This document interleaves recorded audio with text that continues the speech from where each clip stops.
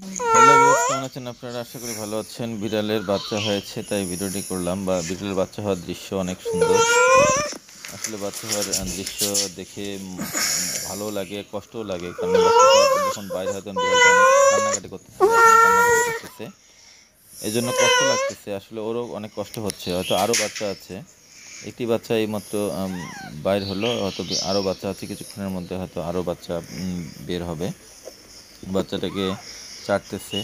বাচ্চাটা এখন বাইরে হয়ে দুধ খাওয়ার চেষ্টা করতেছে। আসলে এত ছোট বাচ্চা কিভাবে জানলো যে ওইখানে দুধ আছে? এটা আল্লাহরই সৃষ্টি।